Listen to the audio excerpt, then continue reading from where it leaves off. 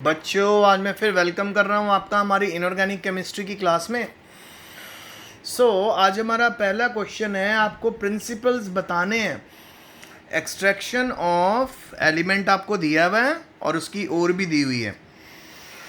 यहाँ पे तीन ऐसे हमारे पास क्वेश्चन है। पहला है, अगर आपको टिन को टिन ऑक्साइड से निकालना है तो ये आप कर सकते हो एक्सट्रैक्शन के थ्रू, यानी रिडक्शन के थ्रू। पहले आप इसकी कंसंट्रेशन कर दो। टिन ऑक्साइड की कंसंट्रेशन का मतलब जो भी इजीली इम्प्योरिटीज इसमें से बाहर निकल रही है उनको निकाल दो, ठीक है। उसके बाद कंसंट्रेशन के बाद हम इसकी स्मेल्टिंग करेंगे। स्मेल्टिंग यानी रिडक्शन करेंगे, यानी ये जो टिन ऑक्साइड आपके सामने है इसमें से ऑक्सीजन को निकालना है। तो उसको निकालने के लिए बेटा हम कार्बन का इस्तेमाल करेंगे और इसको ब्लास्ट फर्नेस में कैरी आउट करेंगे।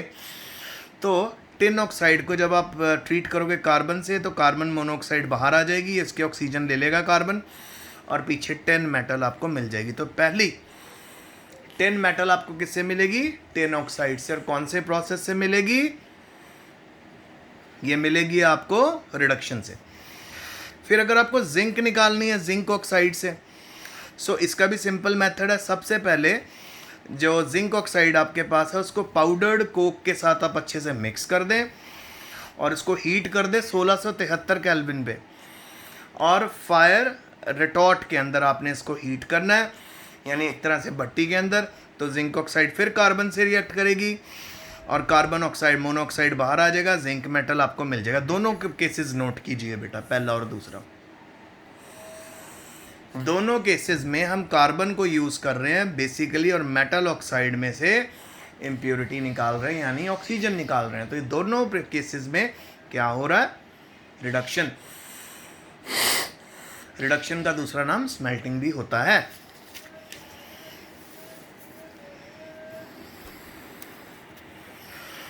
लास्ट आपको क्रोमियम Cr2O3 से कैसे निकालनी है? इसको एल्यूमिनोथर्मी प्रोसेस से निकाल सकते हैं। तो आपके पास जो क्रोमियम की जो ओर है उसको एल्यूमिनियम के साथ आपने ट्रीट करना है, बक्साइट ओर बन जाएगी एल्यूमिना Al2O3, और साथ में आपकी क्रोमियम प्योर मेटल निकल जाएगी, ठीक है। अगला क्वेश्चन है, आपको दिया हुआ है, आपको मेथड बताने हैं कि आप जिंक और आयरन को कैसे सेपरेट करोगे। जिंक और आयरन के मिक्सचर को कैसे सेपरेट करोगे? कॉपर एंड मैग्नीशियम के मिक्सचर को कैसे सेपरेट करोगे? रेयर अर्थ मेटल को कैसे एक्सट्रैक्ट करोगे, सेपरेट करोगे? बेटा पहली बात मेरी सुनो, जिंक और आयरन के ना बॉइलिंग पॉइंट में बहुत ज़्यादा डिफरेंस होता है। आयरन से बहुत जल्दी जिंक बॉयल हो जाता है पहले। तो जब आप जिंक और आयरन को इकट्ठे बॉयल करोगे फ्रैक्शनल डिस्टिलेशन में, तो क्या होगा? जिंक के वेपर बनेंगे, उन वेपर को हम आगे अलग कर लेंगे और उन वेपर से हमें मिल जाएगी जिंक मेटल, और पीछे रह जाएगी हमारी आयरन मेटल। आयरन मेटल पीछे क्यों रहेगी भाई? आयरन मेटल पीछे इस करके रहेगी क्योंकि आयरन मेटल का मेल्टिंग पॉइंट और बॉइलिंग पॉइंट बहुत ज़्यादा होता है। तो फ्रैक्शनल डिस्टिलेशन आपके लिए नया वर्ड है। फ्रैक्शनल डिस्टिलेशन क्या होता है? फ्रैक्शनल डिस्टिलेशन एक वो प्रोसेस होता है जिसके अंदर हम कुछ ऐसे कंपोनेंट्स को एक साथ लेते हैं जिनके बॉइलिंग पॉइंट्स में थोड़ा डिफरेंस होता है, और फिर उसके बेस के ऊपर हम उनको सेपरेट कर लेते हैं। जिनका बॉइलिंग पॉइंट कम होता है वो पहले बॉयल हो जाते हैं, वो वेपर में कन्वर्ट हो जाते हैं, उनको हम आसानी से निकाल लेते हैं, और जो नहीं बॉयल होते हैं, ठीक है, वो पीछे रह जाते हैं। तो इस तरह से हम दो मेटल को आसानी से सेपरेट कर सकते हैं। जिस मेटल का लो बॉइलिंग पॉइंट होता है वो मेटल पहले वेपर में कन्वर्ट हो जाती है, और जिस मेटल का हाई बॉइलिंग पॉइंट होता है वो नहीं होती।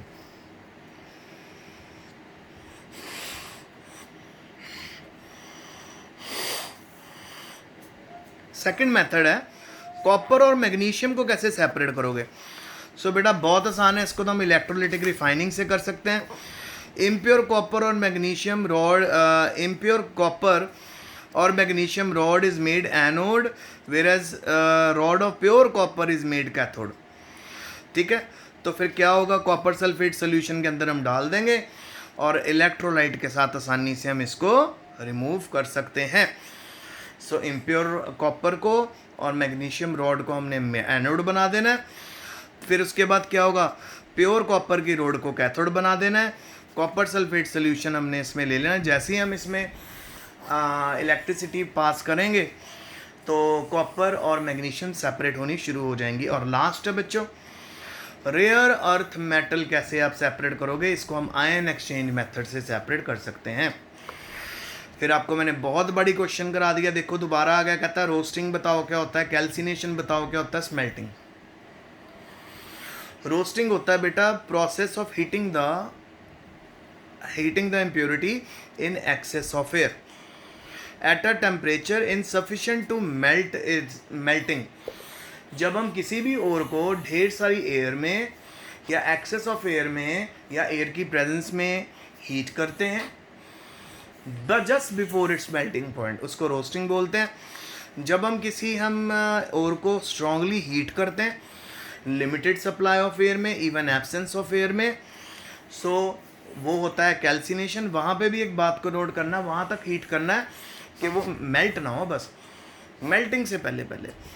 फिर आ गया स्मेल्टिंग, इसको रोस्टिंग भी कहते हैं। ये वो प्रोसेस होता है रिडक्शन का जिसके अंदर इसको तो बेटा रिडक्शन अभी मैंने पीछे आपको करवाया, ये देखो,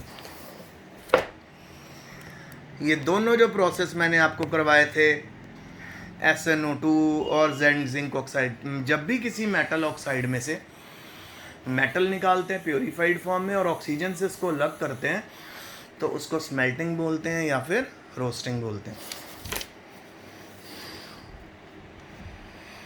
चलें आगे, नेक्स्ट है हमारे पास why it is advantages to roast a sulphide ore to form oxide before reduction. कहता हम सल्फाइड ओर को सीधा ही क्यों नहीं रिएक्ट करवा लेते, सीधा ही हम सल्फाइड ओर को क्यों नहीं ट्रीट कर लेते, उसके अंदर से सल्फर मेटल निकालने के लिए हम सल्फाइड ओर को सबसे पहले उसकी रिडक्शन क्यों करते हैं। तो बेटा सल्फाइड ओर की रिडक्शन हम इसलिए करते हैं ताकि वो सल्फर डाइऑक्साइड में कन्वर्ट हो जाए, क्योंकि जब वो उसके अंदर कन्वर्ट हो जाएगा या जो भी हमारे पास सल्फाइड हो रहा है उसको हम ऑक्साइड में इसलिए बनाते हैं क्योंकि ऑक्साइड में बनाने के लिए एक तो बेटा थर्मोडायनामिकली वो प्रोसेस बहुत इजी हो जाता है और दूसरा एडवांटेजेस भी हो जाता है, पैसा भी कम खर्च होता है।